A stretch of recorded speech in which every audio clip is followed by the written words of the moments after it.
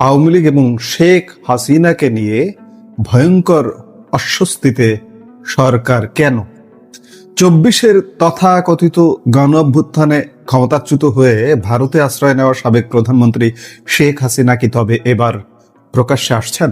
দিল্লি থেকে তার সম্ভাব্য রাজনৈতিক বক্তব্য ও পরিকল্পনা প্রকাশের গুঞ্জন ছড়িয়ে পড়তেই চরম অস্বস্তিতে পড়েছে ঢাকা। বাংলাদেশের সরকারের পক্ষ থেকে এমন মনোভাব প্রকাশ করা হচ্ছে যে ভারতের মাটি ব্যবহার করে বাংলাদেশ বিরোধী অস্থিতিশীলতা তৈরির প্রচেষ্টা চলছে। আর এজন্যই কড়া আপত্তি জানিয়েছে বর্তমান বিএনপি সরকার। কিন্তু প্রশ্ন হচ্ছে, ডিসেম্বরে কি দেশে ফিরছেন শেখ হাসিনা, নাকি ভারতের মাটিতে বসেই পশ্চিমা মিডিয়ায় সাক্ষাৎকার দিয়ে চাপ সৃষ্টির নতুন কোনো রূপরেখা তৈরি করছেন? বাংলাদেশ ও ভারত দ্বিপক্ষীয় সম্পর্কের এই চরম টানাপোড়েন, দিল্লির নতুন বার্তা এবং দেশের বর্তমান বাস্তবতার প্রেক্ষাপটে আজ আমরা বিশ্লেষণ করব সম্পূর্ণ বিষয়টি। দেখতে থাকুন পুরো ভিডিও। গতকাল বিকেলে তেজগাঁওয়ে অবস্থিত প্রধানমন্ত্রীর কার্যালয়ে এক অত্যন্ত গুরুত্বপূর্ণ কূটনৈতিক বৈঠক অনুষ্ঠিত হয়। ঢাকায় নিযুক্ত ভারতীয় হাই কমিশনার দীনেশ ত্রিবেদী সাক্ষাৎ করেন প্রধানমন্ত্রীর পররাষ্ট্র বিষয়ক উপদেষ্টা হুমায়ুন কবিরের সঙ্গে। পররাষ্ট্র মন্ত্রণালয়ের বিজ্ঞপ্তি অনুযায়ী এই আলোচনার মূল কেন্দ্রবিন্দুতেই ছিল সম্প্রতি সামাজিক যোগাযোগ মাধ্যমে ছড়িয়ে পড়া শেখ হাসিনার সম্ভাব্য বক্তব্যের প্রসঙ্গটি। বৈঠকে ভারতের হাই কমিশনারকে ঢাকার পক্ষ থেকে অত্যন্ত স্পষ্ট এবং দৃঢ় বার্তা দেওয়া হয়েছে। পররাষ্ট্র উপদেষ্টা হুমায়ুন কবির স্পষ্ট ভাষায় জানিয়েছেন, শেখ হাসিনা সহ বাংলাদেশে কার্যক্রম নিষিদ্ধ কোনো সংগঠনের ব্যক্তি যেন ভারতের ভূখণ্ড ব্যবহার করে রাজনৈতিক বক্তব্য প্রদান বা বাংলাদেশের অভ্যন্তরে অস্থিতিশীলতা সৃষ্টির উদ্দেশ্যে কোনো কর্মকাণ্ড পরিচালনা করতে না পারেন। সে বিষয়ে ঢাকা ভারতের সরাসরি সহযোগিতা প্রত্যাশা করে। হুমায়ুন কবির হাই কমিশনারকে বলেন, ভারতের মাটি ব্যবহার করে এ ধরনের রাজনৈতিক তৎপরতা চালানো হলে তা দুই দেশের দ্বিপক্ষীয় সম্পর্কের ইতিবাচক অগ্রগতিকে মারাত্মকভাবে ক্ষতিগ্রস্ত করতে পারে। জবাবে ভারতের হাই কমিশনার দীনেশ ত্রিবেদী ঢাকার আপত্তিকে গুরুত্বের সঙ্গে বিবেচনা করে প্রয়োজনীয় খোঁজ খবর নেওয়ার এবং এ বিষয়ে সর্বোচ্চ সচেষ্ট থাকার আশ্বাস দিয়েছেন। ঢাকা মনে করছে, এই সংবেদনশীল বিষয়টি ভারত যদি সঠিক ও বিচক্ষণতার সাথে মোকাবেলা করে তবে দুই দেশের বিদ্যমান ইতিবাচক সম্পর্ক অক্ষুণ্ণ রাখা অনেক সহজ হবে। মাত্র দিন 15 আগে ভারতে অবস্থানরত আওয়ামী লীগের শীর্ষস্থানীয় নেতাদের সঙ্গে দিল্লিতে মুখোমুখি এক গোপন বৈঠক করেছেন শেখ হাসিনা। সেই বৈঠকে শেখ হাসিনা নিজে থেকেই দলের শীর্ষ নেতাদের কাছে প্রস্তাব দিয়েছেন বাংলাদেশে ফিরে গিয়ে আদালতে আত্মসমর্পণ করার জন্য। এমনকি কোন কোন নেতা ঢাকায় ফিরে আদালতে আত্মসমর্পণে রাজি আছেন তার একটি বিশেষ তালিকাও ইতিমধ্যে তৈরি করা হয়েছে। এখানে উল্লেখ করা প্রয়োজন, 24-এর তথাকথিত গণ অভ্যুত্থান আপনারা শুনুন যে ষড়যন্ত্রের সময় সংঘটিত তথাকথিত গণহত্যার দায়ে যারা হত্যা করেছে তারাই অভিযুক্ত করছে। এই গণহত্যার দায়ে মিথ্যা অভিযোগে অভিযুক্ত করে শেখ হাসিনা সহ আওয়ামী লীগের একাধিক শীর্ষ নেতার বিরুদ্ধে ইতিমধ্যেই মৃত্যুদণ্ডের রায় দিয়েছে ঢাকার আন্তর্জাতিক অপরাধ ট্রাইব্যুনাল। এই ট্রাইব্যুনালও ইতিমধ্যে প্রশ্নবিদ্ধ হয়ে গেছে দেশে বিদেশে নানা রকম নেতিবাচক কর্মকাণ্ডে। কদিন আগেই হিউম্যান রাইটস ওয়াচ, বিশ্বের অন্যতম বৃহৎ শীর্ষ মানবাধিকার সংস্থা, যুক্তরাষ্ট্রের মানবাধিকার সংস্থা প্রশ্ন তুলেছে এই আইসিটি বা আন্তর্জাতিক অপরাধ ট্রাইব্যুনালের কার্যক্রম নিয়ে। সেই আদালত শেখ হাসিনা এবং আওয়ামী লীগ নেতাদের বিচার করছে, কাজে বিচার প্রশ্নবিদ্ধ, এটি স্বাভাবিক। দলীয় সূত্র থেকে জানা গেছে যে শেখ হাসিনা কেবল শীর্ষ নেতাদের সাথেই নয়, বরং বাংলাদেশের বিভিন্ন ইউনিয়ন স্তরের নেতাদের সঙ্গেও তার দেশে ফেরার বিষয়টি নিয়ে কথা বলেছেন। একই সাথে বিভিন্ন জেলা পর্যায়ের নেতাদের সাথে নিয়মিত যোগাযোগ রেখে দেশের বর্তমান পরিস্থিতির খোঁজ খবর নিচ্ছেন তিনি। রাজনৈতিক বিশ্লেষকরা বলছেন, শেখ হাসিনা বর্তমান সরকারের ওপর আন্তর্জাতিক ও রাজনৈতিক চাপ সৃষ্টি করতে এক নতুন কৌশল গ্রহণ করেছেন, আর তা হলো পশ্চিমা গণমাধ্যমগুলোকে একের পর এক সাক্ষাৎকার প্রদান। এর মাধ্যমে তিনি বিশ্ব দরবারে নিজের অবস্থান তুলে ধরার চেষ্টা করছেন। গুঞ্জন উঠছে, আগামী 5ই আগস্ট দিল্লিতে প্রকাশ্যে এসে নিজের ভবিষ্যৎ পরিকল্পনার কথা তিনি বিস্তারিতভাবে দেশবাসীকে জানাবেন। প্রকাশ্যে বলতে ভার্চুয়ালি তিনি সংযুক্ত হবেন। এখন প্রশ্ন উঠছে যে 2024 সালের 5 অগাস্ট ক্ষমতা ছেড়ে ভারতে আশ্রয় নেওয়ার পর গত 2 বছরে শেখ হাসিনার কয়েকটি অডিও বার্তা ভাইরাল হলেও তিনি তো প্রকাশ্যে আসেননি বা কোনো সংবাদ মাধ্যমের মুখোমুখি হননি। তবে এবার কি হতে যাচ্ছে? ভারতীয় গণমাধ্যমে প্রকাশিত খবর অনুযায়ী আগামী 5 অগাস্টে নয়াদিল্লি মথুরা রোডের স্যার মার্ক টালি অডিটোরিয়ামের foreign correspondents club of South Asia একটি বিশেষ অনুষ্ঠানের আয়োজন করেছে।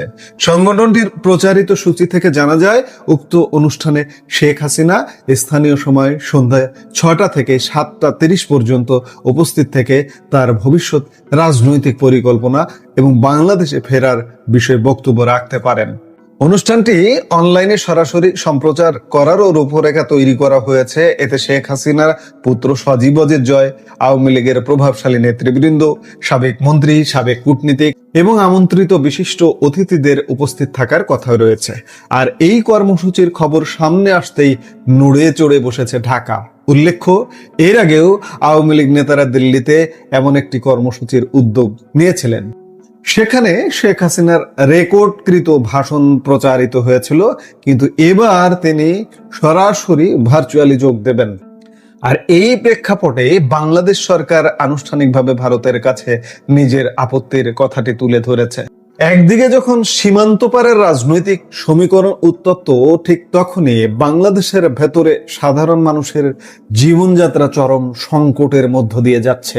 রাজনীতির টানাপোড়েনের আড়ালে সাধারণ মানুষের দুর্দশার চিত্র আজ নিত্য।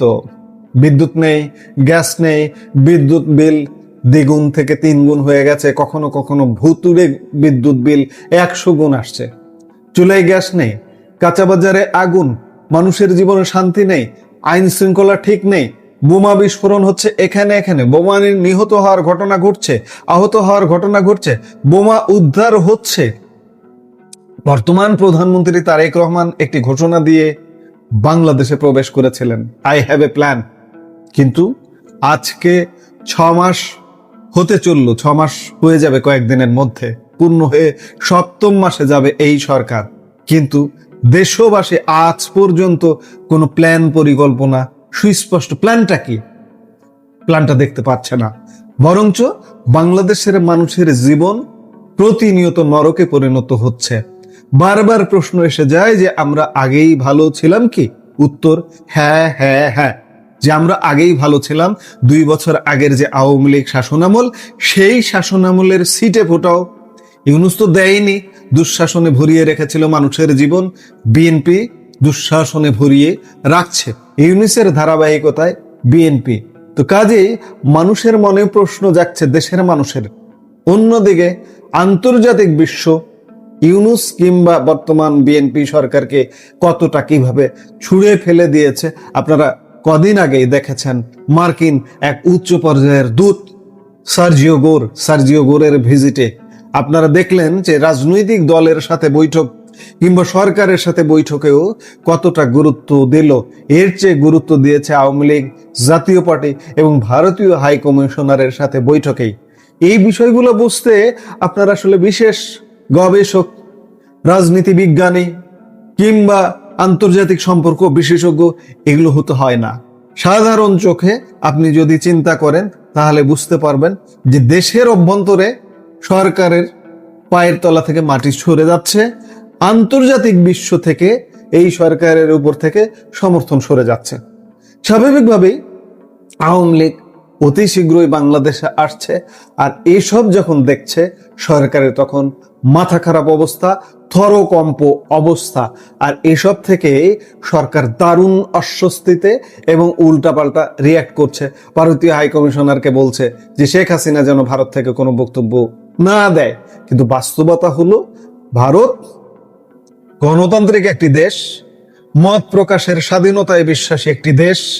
গলা আটকে, কণ্ঠ আটকে আপনার কণ্ঠ রোধ করা দেশ ভারত নয়। সেখানে আপনি বলবেন আর ভারত সরকার নিয়ন্ত্রণ করবে যে শেখ হাসিনা এখানে বক্তব্য দিতে পারবে না। এর আগে ইউনূস প্রধানমন্ত্রী নরেন্দ্র মোদীকেও তো বলেছিলেন বিমস্টেক শীর্ষ সম্মেলনে গিয়ে যে শেখ হাসিনা যেন সোশ্যাল মিডিয়ায়ও বক্তব্য না দেন। প্রধানমন্ত্রী নরেন্দ্র মোদী কি বলেছিলেন আপনারা জানেন। কাজে আজকেও এসব বলে লাভ নেই। এই যে আই হ্যাভ এ প্ল্যান নিয়ে যে দেশে এসছেন, এই প্ল্যানগুলো বাস্তবায়ন কি, প্ল্যানটা কি আমরা এখনো পর্যন্ত জানি না। প্ল্যানের সব কথার শেষ কথা দেশের মানুষের সুখ, শান্তি, স্বস্তি। কিন্তু অত্যন্ত দুঃখজনক ব্যাপার, স্বস্তি আজকে জাদুঘরে রাখার মতো অবস্থা হয়ে গেছে।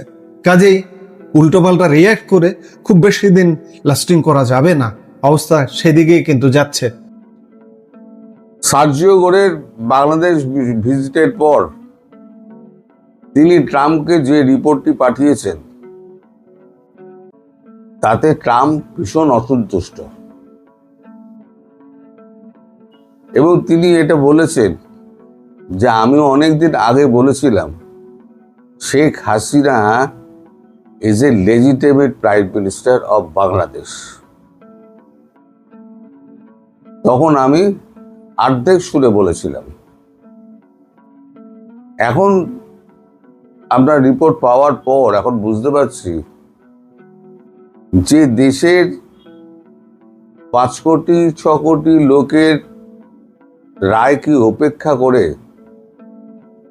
ভোট যেভাবে হয়েছে এবং তাকে যেভাবে বিতাড়িত করা হয়েছে, তাকে আমি পূর্বের অবস্থানেই যেটা বলেছিলাম সেই পূর্বের অবস্থানেই আমি আবার ফিরে যাচ্ছি যে she is a legitimate prime minister of Bangladesh. অর্থাৎ এই যে সরকার গঠন হয়েছে তা গণতান্ত্রিকভাবে কোনো মূল্যায়ন পায় না, গণতন্ত্রের কোনো মানদণ্ডই পূর্ণ করতে পারেনি। এটা ট্রাম্পের বক্তব্য, যেটা ট্রাম্প সার্জিও গোরকে বলেছেন, সার্জিও গোর যেটা মিটিংয়ে বলেছেন।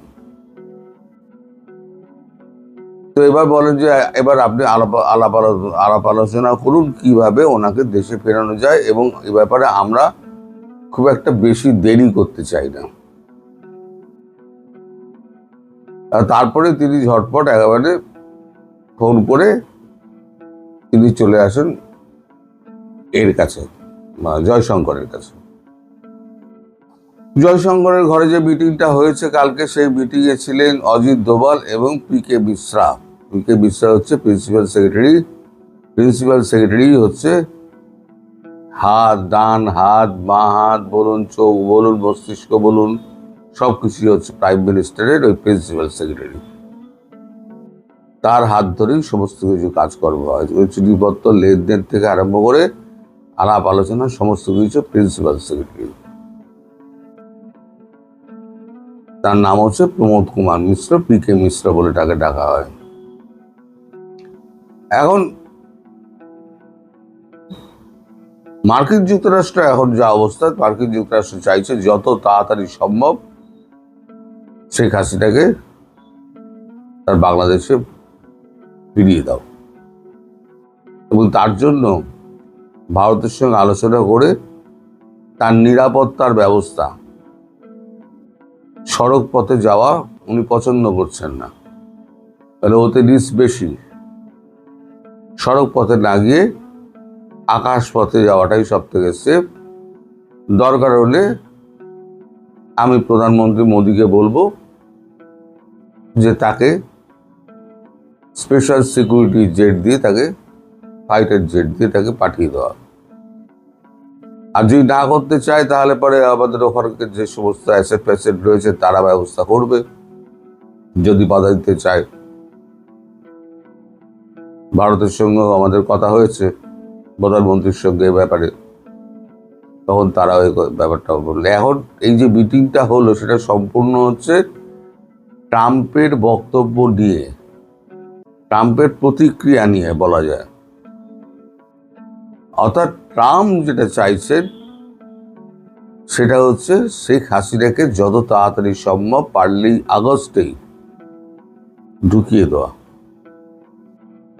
এই যে প্রধানমন্ত্রী হিসেবেই তিনি দেশে ফিরছেন, এই কথাটা কিন্তু আমি বহু আগে বলেছি তখন আমায় নানান প্রশ্ন করা হয়েছে, নানান রকম উক্তি করা হয়েছে। এখন খোদ মার্কিন প্রেসিডেন্ট তিনিই বলছেন, আমি আর এখন বলছি না। কিন্তু আমি কখনো সাবেক প্রধানমন্ত্রী তাকে বলিনি। উল্টে আমাকে যারা ফোন করে, আমি সাবেক চেয়ারম্যান ছিলাম, অমুক ছিলাম, আমি তাদেরকে বলি যে আপনারা সাবেক বলেন কেন? আপনারা তো সরকারি গণতান্ত্রিকভাবে সরকার নির্বাচিত সরকারের প্রতিনিধি। আপনাদের একটা অশুভ শক্তি উৎখাত করেছে। আপনি কি সংবিধানের বাইরে চলে গেলেন? আপনি নিজেকে সাবেক বলে আপনি কি প্রমাণ করতে চাইছেন? তারাও আর আমার সঙ্গে কথা বাড়াননি, আমার কথা মেনেই নিয়েছেন। এখন যারা কথা বলেন তারা আর সাবেক সাবেক বলে নিজেদের দাবি করেন। এখন আমি যখন কথাগুলো বলি না, তখন কিন্তু আমি কোনো গণৎকার না। আপনারা যদি মনে করেন আমি কোনো গণৎকার, তা নয়। ভারতবর্ষের যে সমস্ত থিঙ্ক ট্যাঙ্ক রয়েছে তাদের সঙ্গে কথা বলা, মিলিটারি ইন্টেলিজেন্সের সঙ্গে কথা বলা, সেন্ট্রাল আইবির সঙ্গে কথা বলা, এবং কূটনৈতিক ব্যক্তিত্ব যারা রয়েছে, যারা পদে রয়েছে, তাদের সঙ্গে যাদের সঙ্গে আলাপ আছে, তাদের সঙ্গে কথা বলে সমস্ত ব্যাপারটাকে বিচার বিশ্লেষণ করে আমার যেটা মনে হয় আমি সেটা বলি। কোনোটা ঠিক হয়, কোনোটা ভুল হয়। এই আপনারা দোস্ত আমার ধরেনি। এখন আপনারা আমার প্রশ্ন করবেন, আমি জানি এখানে এখন প্রশ্ন করার প্রচুর লোক রয়েছে, আপনি ওখানে ছিলেন নাকি? থাকতে হয় না। আপনার দেশেরও বহু বুদ্ধিমান সাংবাদিক আছেন যাদের এরকম ডিপ সোর্স আছে, তাদের বলে ডিপ পকেট জার্নালিস্ট। তারা সকল সোর্স ডিসক্লোজ করেন না, তারাও কিন্তু ওইভাবেই খবর পান। তো এতদিন ধরে আমি যেটা করে এসছি, আমি সেটার ধারাবাহিকতাই বজায় রেখে আমি বিশ্লেষণমূলক আমি কথাবার্তা বলে যেটুকু আমার মনে হয়েছে আমি বলেছি। কতটা মিলেছে, কিছু মেলেনি। যেটা মেলেনি তার জন্য আমাকে প্রচুর কথা শুনতে হয়েছে, দাদা আপনি তো এটা বলেছিলেন, এটা তো হয়নি, ওটা বলেছিলেন, ওটা তো হয়নি। কিন্তু আলটিমেটলি দেখা গেল যে আমি বলেছিলাম ডিসেম্বর, তারপরে বলেছিলাম সেপ্টেম্বর, তারপরে বলেছিলাম সেপ্টেম্বরও হয়তো লাগবে না। এখন দেখুন পরিস্থিতি কোন দিকে যাচ্ছে। অর্থাৎ আগাম আঁচ করা এবং সেটা থেকে একটা ফল বের করা, ওই নিংড়ে একটা রস বের করে সেইটাকে উপস্থাপন করাই হচ্ছে আসল সাংবাদিকতা। হ্যাঁ, সেখানে ভুল হতে পারে, আমারও হিসেবে ভুল হয়, মানুষ, আমার বিচার বিশ্লেষণে ভুল হতে পারে। কিন্তু আলটিমেটলি দেখা যায় যে 70 থেকে 75% মিলে যাচ্ছে।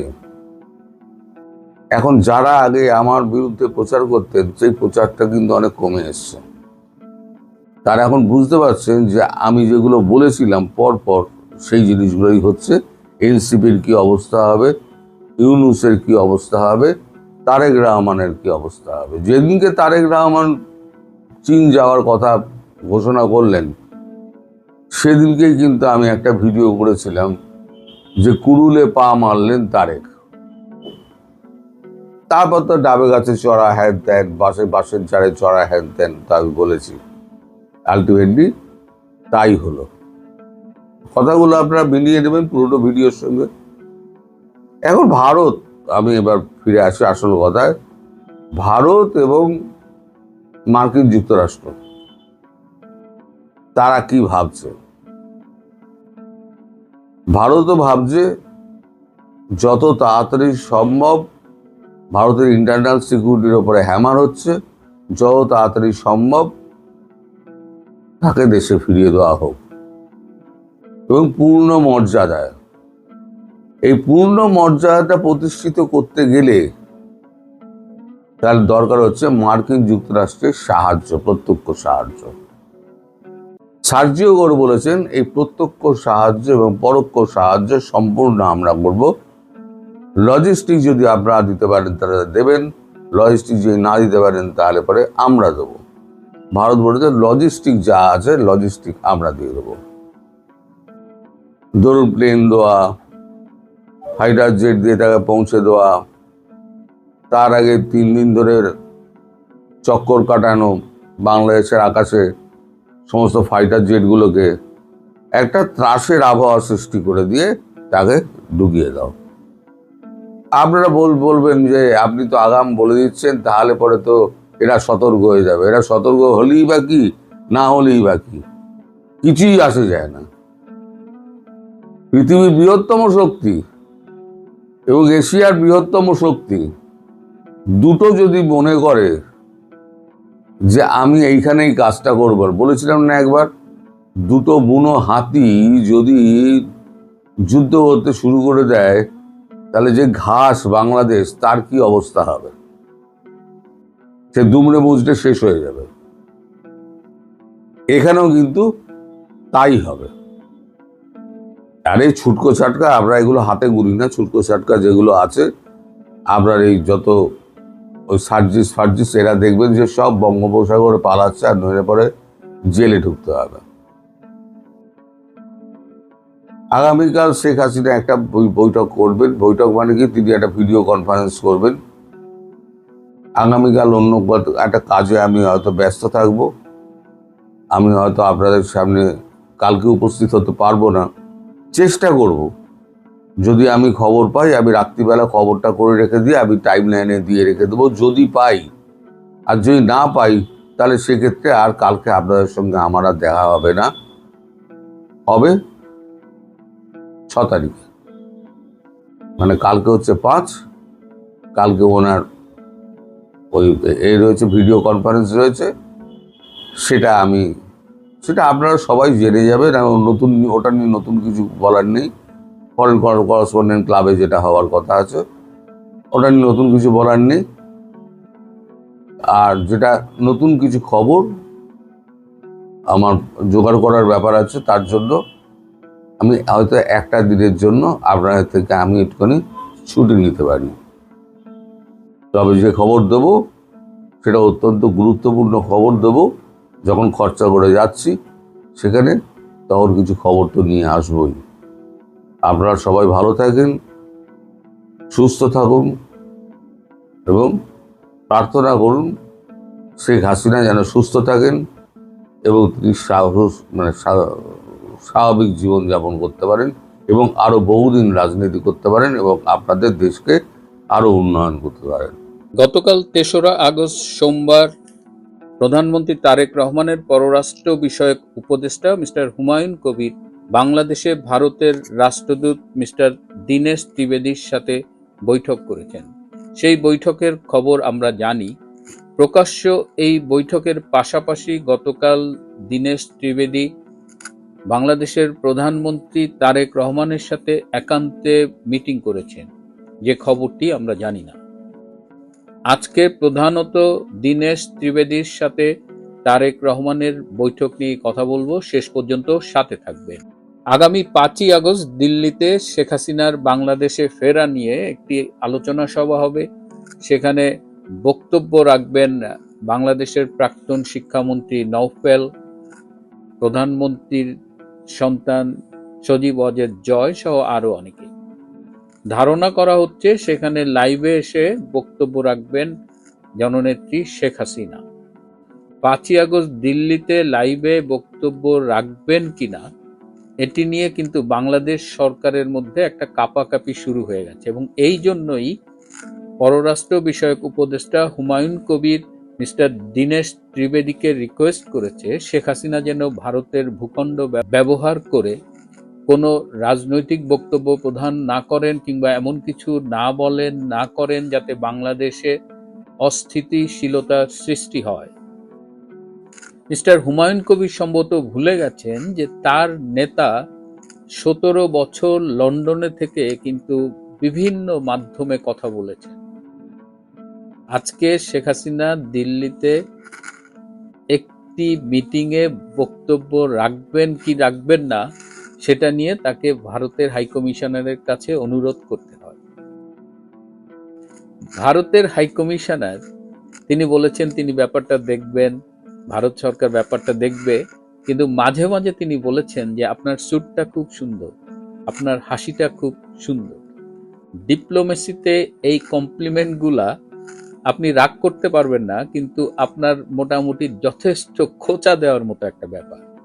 প্রকাশ্যে হুমায়ুন কবিরের সাথে মিটিং করেছেন আমরা সবাই জানি, কিন্তু এর বাইরে দীনেশ ত্রিবেদী তারেক রহমানের সাথেও মিটিং করেছেন। এই মিটিংটি ছিল খুবই গুরুত্বপূর্ণ। এই মিটিংয়ে দীনেশ ত্রিবেদী তারেক রহমানকে স্মরণ করিয়ে দিয়েছেন যে ভারতের সহায়তায় গত 12ই ফেব্রুয়ারি নির্বাচনে বিএনপি জয়লাভ করেছে এবং তারেক রহমান প্রধানমন্ত্রী হয়েছেন। আপনাদের কদিন আগেই বলেছিলাম যে সার্জিও গোরের সাথে মিটিং এর পর ওই দিনই দীনেশ ত্রিবেদী কিন্তু দিল্লি গিয়েছিল। পরের দিন শনিবার মোদির যে কিচেন ক্যাবিনেট আছে সেইখানে তিনি রিপোর্ট পেশ করেছেন এবং রবিবার সকালে তিনি শেখ হাসিনার সাথে ব্রেকফাস্ট মিটিং করেছেন। আবার তারেক রহমানকে তিনি এটি মনে করিয়ে দিয়েছেন। তিনি মনে করিয়ে দিয়েছেন যে তার মা বেগম খালেদা জিয়া এবং তার সাথে একাধিকবার ভারতের প্রতিনিধির মিটিং হয়েছে এবং এরকম একটা আন্ডারস্ট্যান্ডিং ছিল যে তারেক রহমান প্রধানমন্ত্রী হলে বা বিএনপি ক্ষমতা এলে বাংলাদেশের মাটি থেকে ভারত বিরোধী কর্মকাণ্ড পরিচালনা করতে দেওয়া হবে না। কিন্তু তারেক রহমান এবং তার বিএনপি সরকার সেই কথা রাখেনি। বাংলাদেশ থেকে এখন ভারত বিরোধী প্রচুর অপতৎপরতা পরিচালিত হয় এবং এই বিষয়টিতে ভারত মোটেও খুশি নয় এবং ভবিষ্যতে তারেক রহমানকে ক্ষমতায় থাকতে বা ক্ষমতায় ফিরে আসতে হয়তো অনেক বেগ পেতে হবে, কারণ সে ভারতের সাথে তাদের প্রদত্ত প্রতিশ্রুতিটি রাখেনি। তবে দীনেশ ত্রিবেদী একটা বিষয়ে তারেক রহমানকে ধন্যবাদ জানিয়েছে, সেটি হলো ডক্টর খলিলুর রহমান কিন্তু সার্জিও গোরের সাথে মিটিংয়ে বলেছেন যে চীনের সাথে তাদের যত এমওইউ আছে, যত চুক্তি আছে সবগুলো ডিপ ফ্রিজে পাঠিয়ে দেবে, অর্থাৎ সেগুলো নিয়ে আর প্রসিড করবে না। তো এই বিষয়টি নিয়ে ভারতের পক্ষ থেকে প্রধানমন্ত্রী তারেক রহমানকে ধন্যবাদ জানানো হয়েছে যে যেহেতু তারা চীনের সাথে এই ব্যবসা বাণিজ্য করবেন। আপনারা জানেন যে মিরের সরাইয়ে ইন্ডিয়ার জন্য বাংলাদেশ সরকার একটি অর্থনৈতিক জোন দিয়েছিল, ইপিজেড, কিন্তু ইনুস এসে সেটি ক্যান্সেল করে দিয়ে সেটি চীনকে দিয়েছে। সাতক্ষীরায় শেখ হাসিনা সরকার প্রায় 200 একরের একটা ল্যান্ড দিয়েছিল ইন্ডিয়ায়, সেখানে একটা ইন্ডাস্ট্রি করবার জন্য, সেটিও ইনুস এসে বাতিল করে দিয়েছেন এবং সেটিও চায়নাকে দিয়েছেন। তো এই বিষয়গুলো ভারতের জন্য অস্বস্তিকর ছিল। তো যাই হোক, ভারত এবং আমেরিকার চাপে পড়ে খলিল, মিস্টার তারেক রহমান এরা যখন চীন থেকে ফিরে আসতে চাচ্ছে তখন চীন কিন্তু ভীষণ গোস্বা করেছে, কারণ চীন বিএনপির পেছনে অনেক টাকা ঢেলেছে। বিএনপি যাতে ক্ষমতায় আসতে পারে, বিএনপি রাজনীতির জন্য চীনের একটা বিনিয়োগ আছে। এখন নিন্দুকেরা বলছে যে চীন নাকি তারেক রহমানের কাছে সেই টাকা ফেরত চাচ্ছে, কারণ চীন এখন ভীষণ বেকায়দায় পড়ে গেছে। চীন বুঝতে পারছে যে আমেরিকা এবং ভারতের সম্মিলিত চাপের মুখে তারেক রহমান কি আদৌ চীনের প্রতি অনুগত থাকবেন কিনা। এদিকে বিমস্টেকের সভাপতি হিসেবে তারেক রহমানকে ব্রিক্সের সম্মেলনে আমন্ত্রণ জানানো হয়েছে, যেটি 12 এবং 13ই সেপ্টেম্বর ভারতে অনুষ্ঠিত হবে। অনেকেই বলছেন যে বাংলাদেশের প্রধানমন্ত্রী হিসেবে কেন নয়, কেন বিমস্টেকের সভাপতি হিসেবে তাকে আমন্ত্রণ জানানো হচ্ছে এবং এটি তারেক রহমানের জন্য অসম্মানজনক। কিন্তু মিস্টার দীনেশ ত্রিবেদী তাকে অনুরোধ করেছেন বিমস্টেকের সভাপতি হিসেবেই আমন্ত্রণ গ্রহণ করে তিনি যেন ভারতে যান। বাংলাদেশের ইনক্লুসিভ পলিটিক্যাল এনভায়রনমেন্ট নিয়েও তিনি তারেক রহমানের সাথে কথা বলেছেন এবং অবিলম্বে আওয়ামী লীগের কার্যক্রমের উপর থেকে নিষেধাজ্ঞা প্রত্যাহারের জন্য অনুরোধ করেছেন। বাংলাদেশে 2024-এর 5ই আগস্টের পর থেকে প্রচুর মিথ্যে মামলা দায়ের করা হয়েছে, তার অধিকাংশ দায়ের করেছে বিএনপি, অ্যারাউন্ড 37% দায়ের করেছে জামাত। তো এই মিথ্যে মামলাগুলো তুলে নেবার ব্যাপারেও তিনি তারেক রহমানকে অনুরোধ করেছেন এবং শেখ হাসিনা ফিরবেন বলেছেন, যে শেখ হাসিনা ডিসেম্বরের মধ্যে ফিরবেন বলেছে, হয়তো অত দেরি হবে না, শেখ হাসিনা হয়তো খুব দ্রুত সময়ের ভেতরেই বাংলাদেশে ফিরবেন এবং সেক্ষেত্রে এই যে যত মিথ্যে মামলা আছে, আইসিটির মাধ্যমে যত হয়রানিমূলক মামলা করা হয়েছে, এগুলো সব প্রত্যাহারের জন্য অনুরোধ করেছে। তারেক রহমান ভীষণ চাপের ভেতরে আছেন, দেশের মানুষ ভালো নেই, আন্তর্জাতিক মিত্র যারা ছিল তারা অধিকাংশই আর সাথে নেই।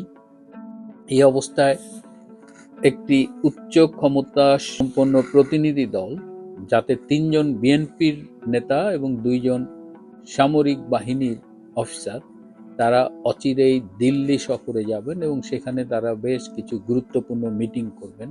ধারণা করা হচ্ছে যে এই মিটিংগুলোর সাথে আওয়ামী লীগের উপর থেকে কার্যক্রম নিষেধাজ্ঞা প্রত্যাহার এবং শেখ হাসিনার বাংলাদেশে ফেরার বিষয়টি সম্পর্কিত।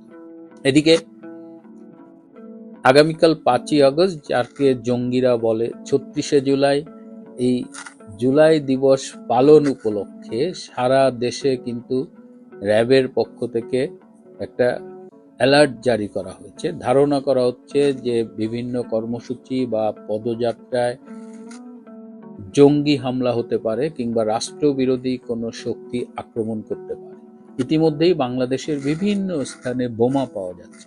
এই যে বোমা পাওয়ার যে স্টাইল, এটা অনেকটা আল কায়দা এবং আইএসআই এর তাদের কৌশলের সাথে সামঞ্জস্যপূর্ণ। সুতরাং এই বিষয়টি কিন্তু বাংলাদেশ সরকার শুধু নয়, বাংলাদেশ সম্পর্কিত বিভিন্ন দেশের সরকাররাও চিন্তিত হয়ে পড়েছে যে বাংলাদেশে আসলে কি হচ্ছে।